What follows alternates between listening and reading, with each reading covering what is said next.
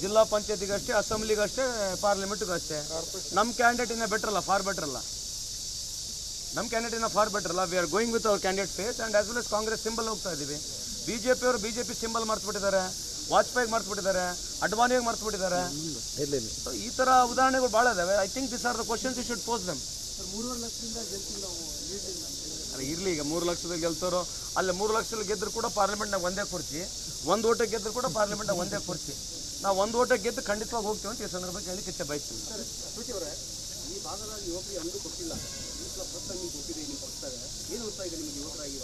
ಇಲ್ಲ, ಇವತ್ತಿನ ದಿವಸ ನಮ್ಮ ಪಕ್ಷದ ಮೇಲೆ ಭಾಳ ಹೆಮ್ಮೆ ಮತ್ತು ಪಕ್ಷದಲ್ಲಿ ಹಲವಾರು ವರ್ಷಗಳಿಂದ ಯುವ ಕಾಂಗ್ರೆಸ್ ಸಂಘಟನೆಯಲ್ಲಿ ಕೂಡ ನಾನು ಭಾಗಿಯಾಗಿದ್ದೆ. 2018ರಲ್ಲಿ ಕೂಡ ನಂಗೆ ಪಕ್ಷ ಒಂದು ಅವಕಾಶವನ್ನು ಮಾಡಿಕೊಟ್ಟಿತ್ತು. ನನ್ನ ಈ ಸಲ ಮತ್ತು ಗುರುತಿಸಿ ಲೋಕಸಭೆಯಲ್ಲಿ ಒಂದು ಸ್ಪರ್ಧೆ ಮಾಡಲಿಕ್ಕೆ ಕೂಡ ಎಲ್ಲರ ಹಿರಿಯರ ಸಮ್ಮುಖದಲ್ಲಿ ಒಂದು ಅವಕಾಶವನ್ನು ಕೂಡ ಮಾಡಿಕೊಟ್ಟಿದ್ದೆ. ಭಾಳ ಹೆಮ್ಮೆ ಬರುವಂಥದ್ದು.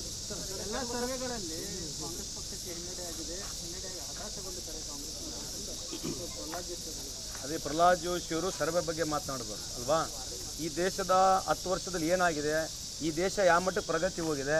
ಸಂತೋಷ್ ಲಾಡಿಗೆ ಅವ್ರು ಕೇಳಿದ್ದೀನಿ ಕೆಲವು ಭಾಷಣಗಳು. ಕಳೆದ 10 ವರ್ಷ ಸರ್ಕಾರ ಏನು ಪ್ರಗತಿ ಆಗಿದೆ ಅದನ್ನ ಬಿಟ್ಟುಬಿಡ್ತಾರೆ. ಆರ್ಕೆ ಉತ್ತರ ಕೊಡೋದು.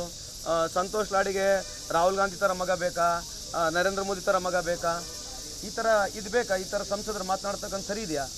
Can you speak like that? See, you should speak about last 10 years. What is the progress, what is the development, GDP, ಬಡತನ ನಿರ್ಮೂಲನೆ ಎಷ್ಟಾಗಿದೆ, ಸಾರ್ವಜನಿಕರಿಗೆ ರೈತರಿಗೆ ಎಷ್ಟು ಅನುಕೂಲ ಆಗಿದೆ.